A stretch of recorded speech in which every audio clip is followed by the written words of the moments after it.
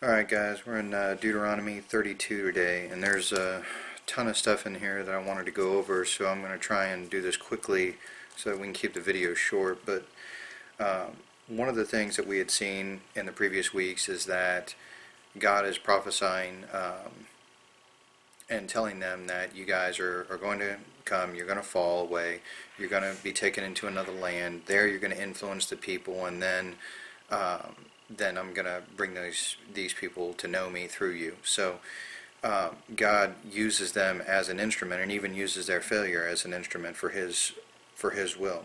And in verse 32 we see he goes on to continue to describe how this falling away is going to happen. And in verse 4 he says, "He is the rock, his work is perfect, for all his ways are judgment, a God of truth, without iniquity, just and right is he." And this is really a case of the author here saying that God is, that his ways are perfect. You know, it's essentially that trust in his will and his way. And this is exactly what Jesus had talked about when he said, "Thy will be done." It was a way of him surrendering to God's will, knowing that God's will is perfect. Regardless of how it affects us personally, his will is perfect. And as Romans 8:28 say, that all things work together for good to them that love him, to them who are called according to his purpose.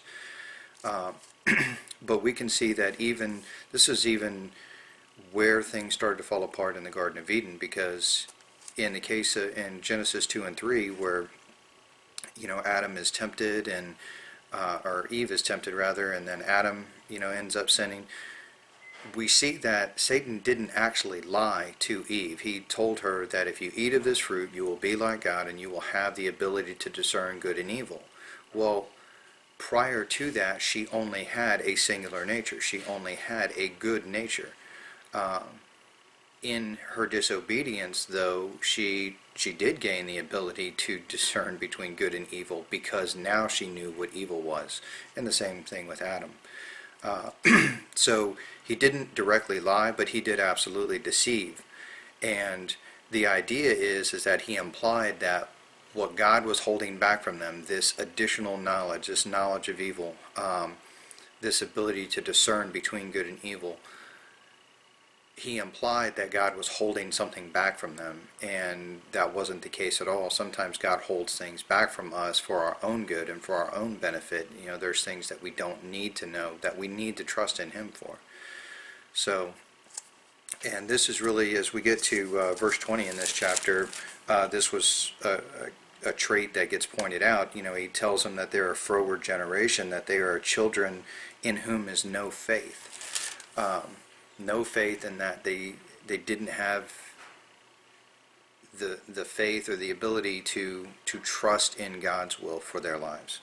So we go on and we continue to see in verse 10, it says, "He found him in a desert land, and in the waste howling wilderness he led them about, he instructed him, he kept him as the apple of the eye." Oh, I missed started in 9, I'm sorry. It says, "For the Lord's portion is his people Jacob, in the lot of his inheritance. He found him," talking about God found Jacob in the desert land, in the waste howling wilderness. "He led him," talking about God led him, "about and instructed him." So God instructed him and kept him. So we can see that this is a case much like what we have today, where God calls, God draws, God equips, God sustains. It's God who is doing all the work here in Jacob's life, and it's God who does all the work in our life. So once again, this comes back to this foundational issue of just trusting the Lord and his will for our life. So go on, and we see that in verse 15 it says, "But Jeshurun waxed fat." Now Jeshurun is a kind of a symbolic name for Israel, and the word itself means upright one. And this was kind of a, like I said, kind of a symbolic name for Israel. So it says, "But Jeshurun waxed fat and kicked. Thou art waxen fat, thou art grown thick, thou art covered with fatness. Then he forsook God, which made him, and lightly esteemed the rock of his salvation. As you start going through this chapter, one of the things you're going to see is over and over and over, God is referred to as the rock.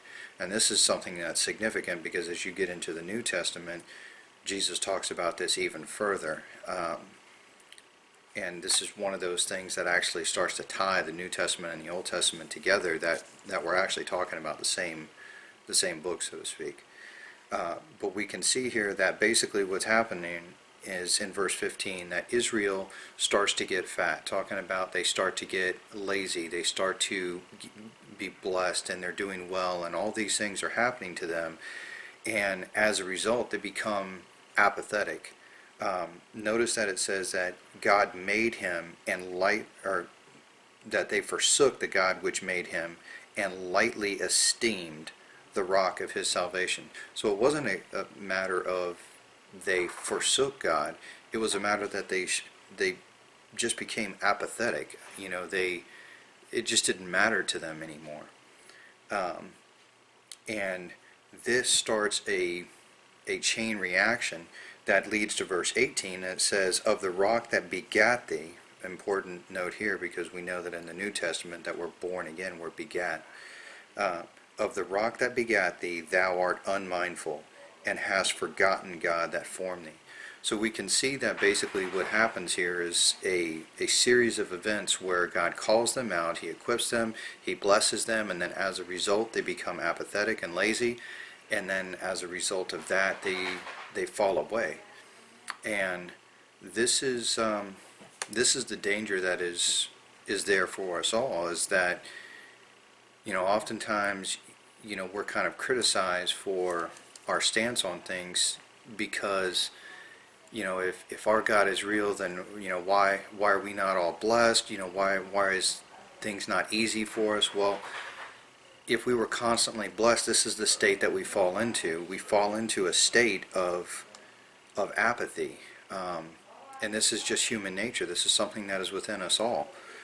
So we fall into this state of apathy, which leads to us forgetting God and no longer following him. So keeping us in that state of depending on him day by day, once again as Jesus prayed, give us this day our daily bread.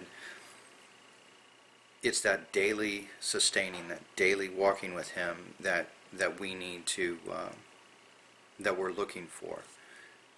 So there's actually there's a certain amount of danger in blessing, and there's a certain amount of love and grace that comes from God and not blessing us beyond that which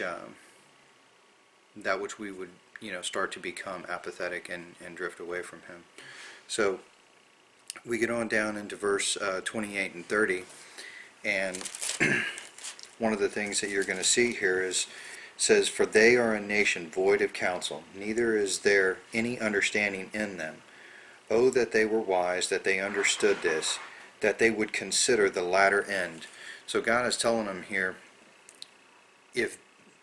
that because they became apathetic, because they fell away, because they just forgot God, he's calling them and saying, if only they would consider where this course of action is going to take them, if only they were to think ahead and see where this road leads. It leads to death and destruction. Without God in our lives, I don't care how much you're blessed, it leads to the same place.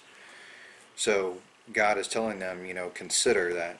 It says, how should one chase 1,000 and put 10,000 to flight, except the rock had sold them and the Lord had shut them up? So he's calling them to remember. So he was like, remember when that time when one guy chased 1,000 and two guys chased 10,000, and he's calling them to remember. Do you really think that you did this on your own? Do you really think that this was something that you accomplished in and of yourselves? And the obvious answer to that is no. It's not something. So he's calling them to remembrance. He's calling them back to him. But at this point, they're forgotten. So we get to verse 36 through 38, and it says, for the Lord shall judge his people, and repent himself for his servants, And he seeth that their power is gone, and that there is none shut up or left. And he shall say, Where are their gods, their rock in whom they trusted? So, which did eat the fat of their sacrifices, and drank the wine of their drink offerings? Let them rise up and help you, and be your protection. So God is calling them now, and he's telling them, look, you chased after these other gods. You're chasing after these blessings and not the one who's blessing you. And he's just saying, all right, have at it. If you want those other gods, if you want those other idols, if you want those other things in your life and you want them above me, then I'll step away and I'll back off and we'll see where that takes you.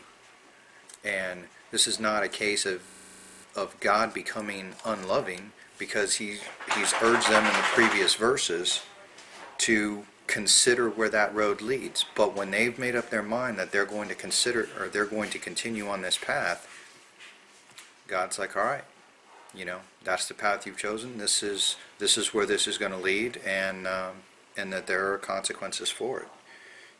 And when you run into these troubles, you're going to quickly start to remember,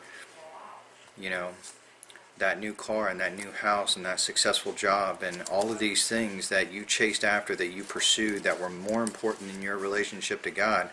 Where is that going to leave you? Where does that road lead when those things are placed before God and not as blessings of God? So anyway, like I said, ton of stuff in here. Tried to keep the video as short as I could, but I wanted to make sure that I gave you everything that had kind of jumped out at me. Read this chapter, though. Absolutely read 32. And keep in mind the context of this is that all of this is being prophesied before it's even happened. It hadn't even happened yet. So God is telling them what's going to happen, how it's going to happen, and what the end result is going to be. So that's important there too as well. All right, you guys, God bless.